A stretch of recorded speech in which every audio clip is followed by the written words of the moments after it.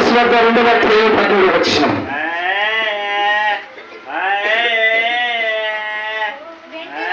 వెంటనే సైన్యము యొక్క సమూహము ఆత్మతో కూడా ఉండి సర్వోన్నతమైన స్థలములలో దేవాది దేవునికి మహిమయు ఆయనకు ఇష్టమైనటువంటి వారు ప్రజలు మనిషి భూమి మీద సమాధానము కలుగును గాక. దేవునికి నోటితో నోరు తెరచి స్తోత్రము చేస్తున్నారు. యేసు క్రీస్తు పుట్టాడు అని తెలిసిన పిదపడే వెంటనే మానవుడు చేసినటువంటి పని, మనిషి చేసినటువంటి పని, ప్రభువును నోరు తెరబడి ప్రభువును కనపరుస్తున్నారు. స్తోత్ర గానాలు. అప్పటిదాకా కుటుంబంలో మానవ జీవితంలో సమాధానం లేదు. 400 సంవత్సరాలు భయంకరమైన అగస్సాట్లు, చీకటి కోణాలు, రోగాలు, వేదనలు, శ్రమలు, కత్తులతో నరకమైనటువంటి గడియలు, యుద్ధాలు, భయానకమైన పరిస్థితి. క్రీస్తు పుట్టగా ఉన్నటువంటి 400 సంవత్సరాల చీకటి కోణం. ఆయన రాకపోయేసరికి ప్రభు ఆత్మ భూమి మీద సంచారం చేయడం ఆగిపోయింది.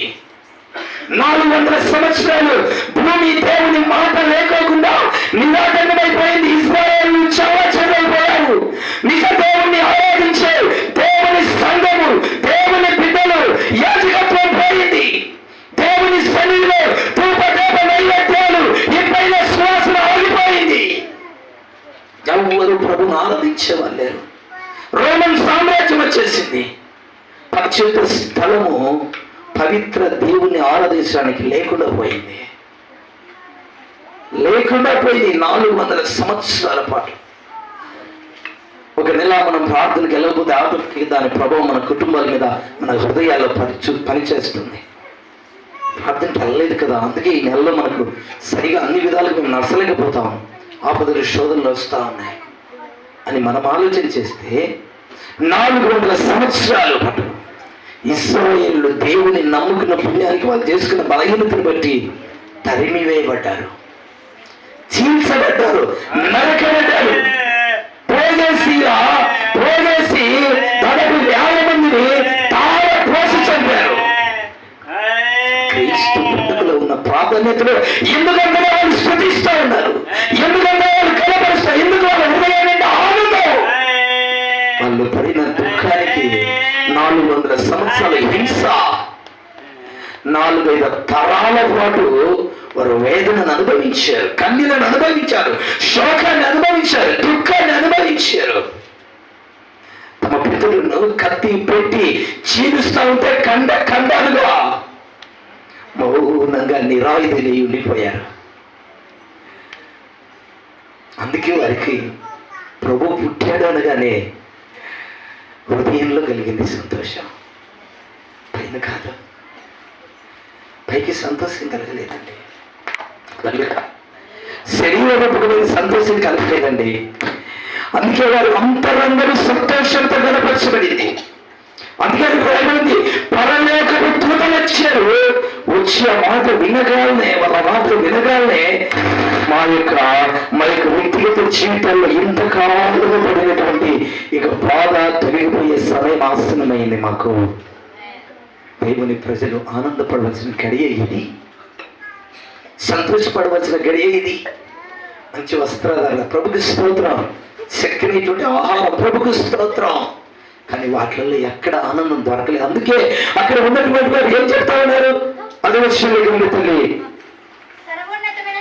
సర్వోన్నతమైన స్థలములో దేవునికి మహిమయు ఆయనకి ఇష్టమైనటువంటి మనుష్యులకు సమాధానము. క్రీస్తు పుట్టుగా ఎందుకు ఆయన పుట్టాడు అనే విషయాన్ని గమనిస్తున్నా, ఆయన సర్వోన్నతమైన స్థలములలో ఉన్నవాడు.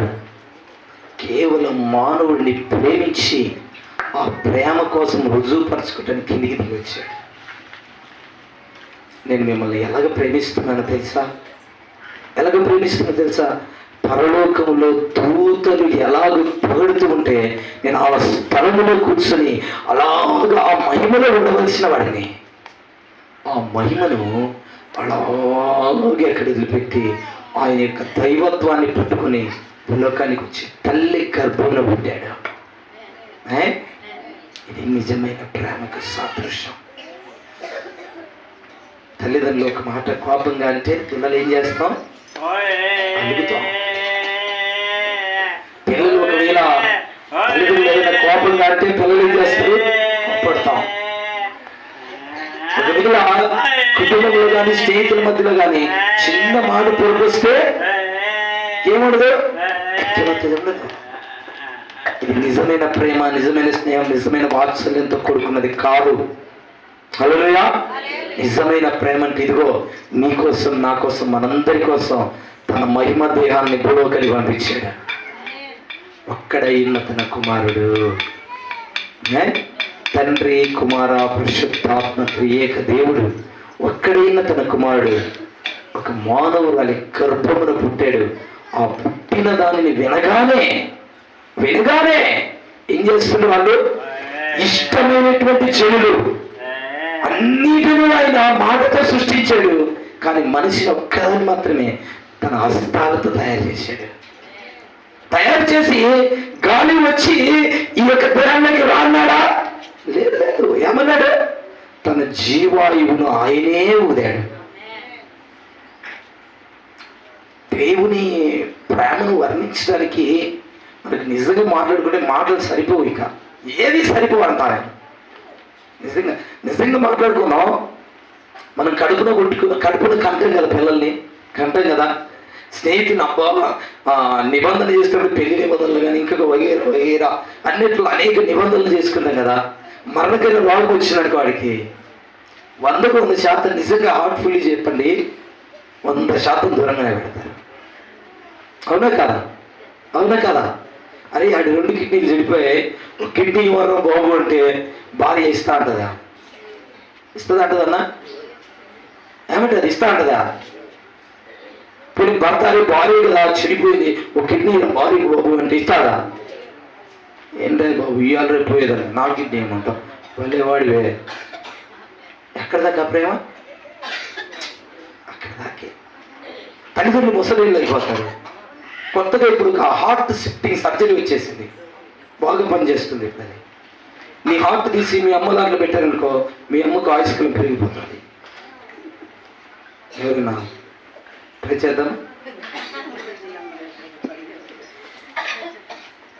చేద్దామా? అన్నా విసిపోలేదు పక్క. ట్రై చేద్దామా? చెప్పండి. హలో, ట్రై చేద్దామా? అరే కన్నుదురా బాబు, 9 నెలలు మోసింది, రక్తం పోసి పెంచింది, రక్తంతో మనకు పెరుగుతాం గర్భంలో, రక్తం పోసి ఇద్దామా? అక్కలన్నా ఇది ప్రేమ అనిపించదు కొంతవరకే. కానీ మన కన్న తండ్రి అయిన యేసయ్య ప్రేమ తన రక్తం కాదు, తన హృదయం కాదు, తన సమస్తాన్ని ఇవ్వగలిగిన ప్రేమ. అందుకే ఆయన పొత్తి గుడ్డల్లో చుట్టుబడి దీనుడై అక్కడ కూర్చున్నాడు. అక్కడ పశువుల పాకలో పలుకొని ఉన్నాడు. తరువాత ఆయన చూడడానికి వచ్చిన వారు ఎందుకంత ధైర్యపడ్డారు? ఎందుకంత ధైర్యంగా ఉన్నారు? ఎందుకు వారు అప్పుడు దాకా గర్వీలుగా ఉండి అప్పుడు అంత సంతోషభరితులైపోయారు? ఏంటి ఆయన పుట్టుకైన సీక్రెట్? ఎందుకు అంతగా వాళ్ళు వేదన పడాల్సిన అవసరం వచ్చింది?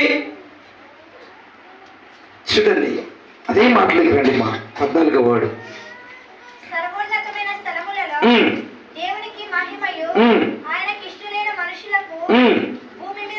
భూమి మీద సమాధానము కలుగును గాక అని ఏం చేస్తున్నారు? స్తోత్రం చేస్తూ ఒక మాట ఉంటుంది. ఏంటది? సమాధానము కలుగును గాక. భూమి మీద ఏ మానవుడికి క్రీస్తు పుట్టక మునుపు సమాధానము లేదు. జనులు సమాధానంగా ఉండాలి. వారి కుటుంబ వ్యవస్థలో, వారి జీవితాల్లో, వారి పిల్లల్లో, వారి కుటుంబంలో ఎప్పుడు సమాధానం అనేది వెల్లువించాలి. కుటుంబాలు సమాధానంగా ఉండాలి, బ్రతుకులు సమాధానంగా ఉండాలి, నెమ్మదిగా ఉండాలి అని ఆయన తల్లి గర్భమున ఈ భూలోకను పుట్టి ఆయన ముఖ తేజస్సును అలాగా చూస్తుందనే వాళ్ళు అలాగా ఆరాధిస్తున్నారు అంతే. ఇంకా వాళ్ళకి ఆయన చూసిన వెంటనే వాళ్ళ హృదయం తప్పుని దేవదూత వచ్చిందట. వచ్చినైనా పుట్టాడయ్యా నీకు రక్షకుడు. ఇక మానవుల యొక్క నరమాంసముల యొక్క నరముల ద్వారా మానవులు చేసిన పాపాలన్నీ కడిగి వేసే లోక రక్షకుడు పుట్టాడయ్యా, ఇమ్మానుయేలు పుట్టాడయ్యా, దేవాది దేవుని కుమారుడు భూలోకానికి వచ్చాడయ్యా అని వాళ్ళు చెబుతూ ఉంటేనే హృదయాల్లో నుంచి వచ్చినటువంటి గానామృతం అది. హల్లెలూయా. పై రూపు కింద రాలే, ఆరాధించినామంటే ప్రేమ యేసయ్య ప్రేమ జనం కూర్చుంటలేదా? ప్రేమ అరే ఏంద్రా జనాన్ని ఎంతసేపు ఆరాధన చేస్తుండే. సౌండ్కి లేకపోతే మ్యూజిక్ మంచి లేకపోతే మైక్ మంచి. హల్లెలూయా. ఇంకా అది పోలేదు అనుకో, చిన్న గిళ్ళకి పట్టుకొని అలాగే కేడి దగ్గరికి వెళ్ళి అలాగే బయటికి వెళ్ళిపోయి అబ్బా ఎంతసేపు అయింది పాట పాడుతుంటాడు, స్తుతించమంటాడు, ఆరాధించమంటాడు.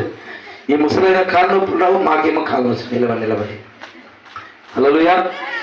ఈ ముసలానికి ఏమో కాళ్ళ నొప్పులు రావు, మాకేమో నిలబడి కాళ్ళ వస్తున్నాయి. మోకరించి కాళ్ళ వచ్చి అరిచి ఏం గొప్ప.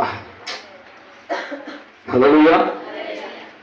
మానవులు కానీ దేవుడి దగ్గర వాళ్ళు అమితమైనటువంటి భయభక్తులలో ఉండి శ్రమను అనుభవించారు. హల్లెలూయా. అమితమైనటువంటి భయభక్తి, అమితమైన భయభక్తిలో ఉండి కూడా శ్రమ అనుభవించినట్టు దేవుని వైపు చూశారు. వాళ్ళు ఎదురు చూచినది వాళ్ళ దగ్గరికి వచ్చేసరికి ఆనందం పట్టలేకపోయారు. ఆశపడిన ప్రాణాన్ని ఏం చేస్తాడు ఆయన? తృప్తిపరుస్తాడు. అక్కడ వాళ్ళందరూ ఆశగా ఉన్నారు, ఎప్పుడు పుడతాడు లోకరక్షకుడు అని. పుట్టాడండి. హల్లెలూయా. పుట్టిన మాట వినగానే